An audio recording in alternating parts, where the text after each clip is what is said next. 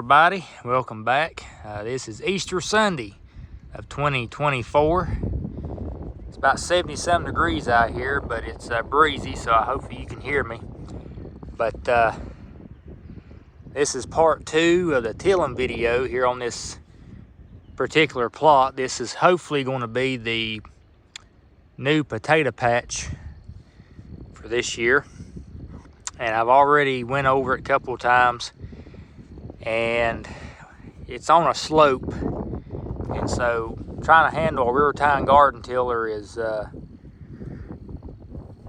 workout. But my next plan of attack is I believe I'm going to go up in an angle.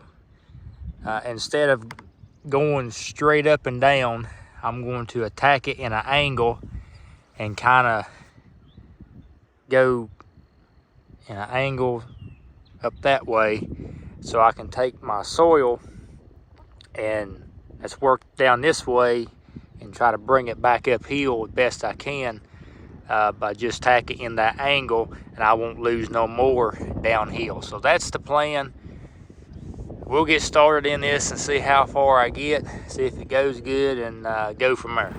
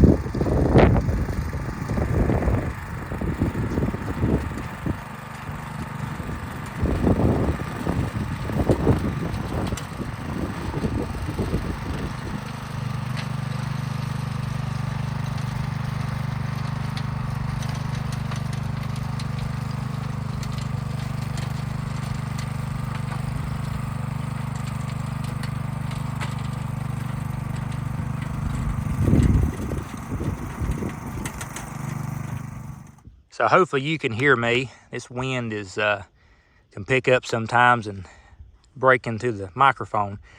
But as you can see, 25 minutes later, and this is what I've got. It's slow go doing it this way, but it's doing exactly what I wanted to do.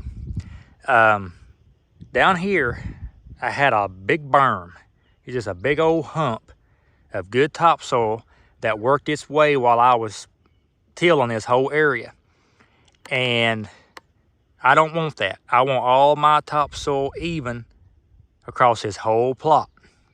So by going in an angle, you can see the angle that I'm going. Using this approach, I have taken all this good topsoil that was here in a big old berm, big hump, and I have moved it back uphill. So I've got the tiller going at its full, full limit.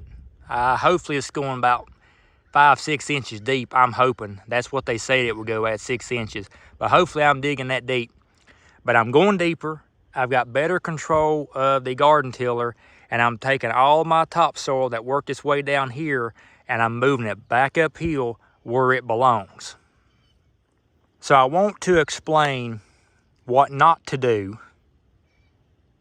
moldboard plowing or tilling when it comes to slopes, and what to do when you're plowing or tilling slopes like this. My great-grandpa he plowed his whole field using horses and a moldboard plow. I think it was a Lynchburg moldboard plow. I think it was a 16-inch, which means he was taking a 16-inch wide cut per pass. So using a team of horses and horse-drawn equipment, it took forever so long to get a piece of ground ready to make a good seed bed for planting. But what he would do is he would start up here and he would go all the way around plowing until he got into the middle, and that was it. The problem was he was doing good right here because he was turning and removing the ground uphill. So he had a 16-inch moldboard plow.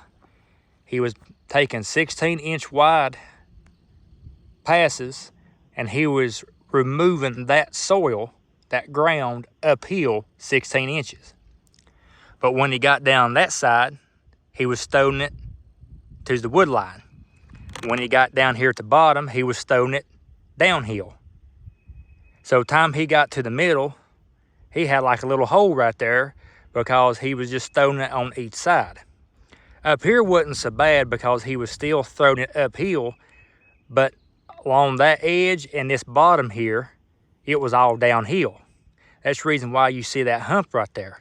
That is all good topsoil that was year after year, it was just thrown downhill. Now, he wasn't a bad person for doing that, and he wasn't wrong.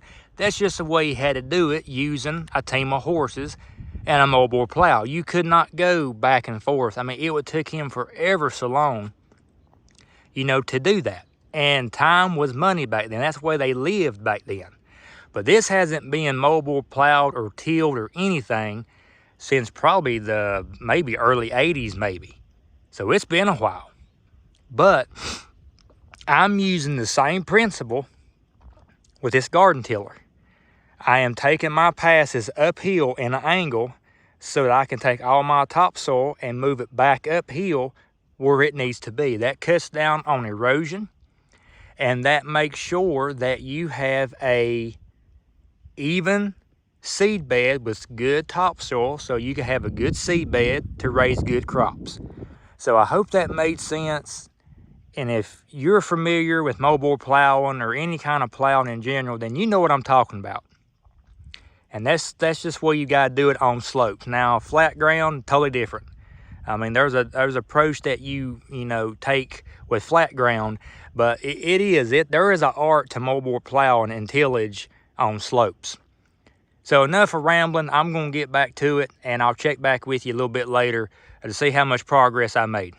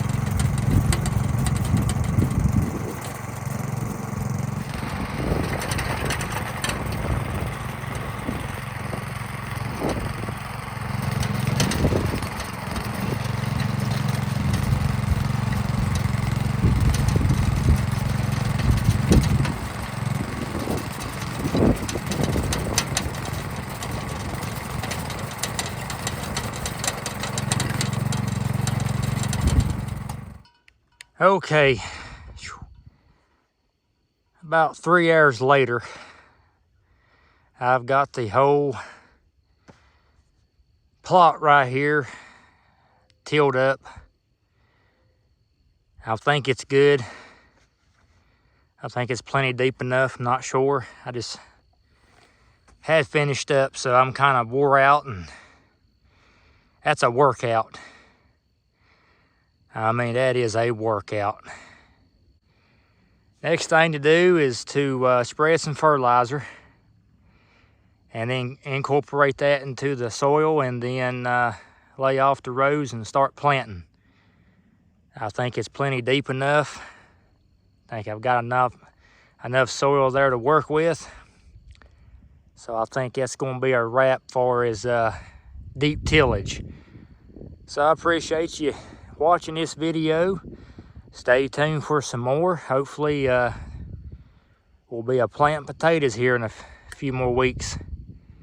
But until then, thanks for watching. Take care.